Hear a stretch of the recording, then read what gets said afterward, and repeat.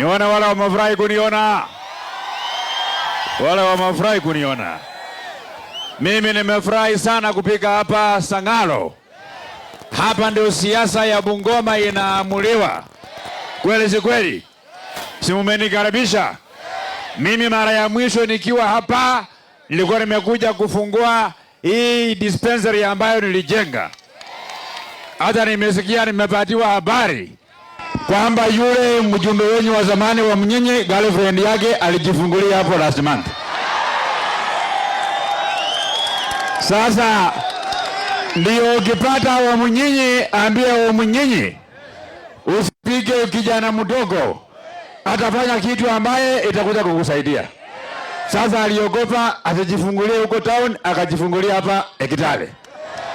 Sasa kama singejenga hii dispensary, girlfriend ya Mnyinyi angejifungulia wapi? Sange hangaika. Sasa ukiona yule wa Mnyinyi, mwambie Mheshimiwa Didmas Wekesa Barasa ni kiongozi ambayo Mungu amewekelea mkono na wananchi wote wa Bungoma wawekelea mkono, ndio governor ya Bungoma. Ama namna gani?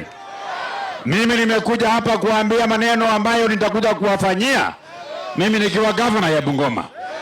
Kwanza kabisa, mimi nikiwa governor ya Bungoma, wale wa mama wote wajawazito, ukipata ujauzito utakuwa mali ya kaunti serikali ya Bungoma, tunagharamia kuchunguzwa na daktari mpaka vile utajifungua. Jambo ya pili, mimi nikiwa governor ya Bungoma, kazi yangu kubwa ni kumaliza njaa hapa Bungoma. Mimi nikiwa governor wa Bungoma, kila sub county itakuwa na mashini zao za kuunda barabara. Hakuna haja ya barabara kuharibika.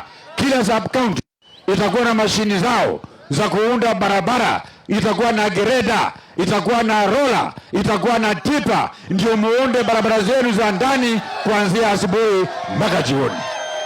Mimi nikiwa governor ya Bungoma, tutapanua vile vigezo ili ni bandu bachekanga nyubamwe na nufa kunyole mbole ya serikali na nukafuata wakarema maibo na mlehwa nende maibo osi nipo papali omulamu lakini sabona kangengota katiba abonekanga musamu town. Wala mama pia tuwatambue, tuwaingize kwa ile mpango ya serikali ya kuwasaidia ya kwenda mbele.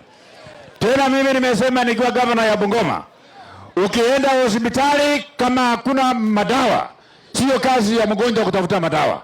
Hiyo itakuwa kazi ya daktari kutafuta madawa. Wewe ukifika hospitali, kazi yako ni kufunga macho, ungojee daktari aanze kukushughulikia, aanze kukutibu, upone, uende nyumbani.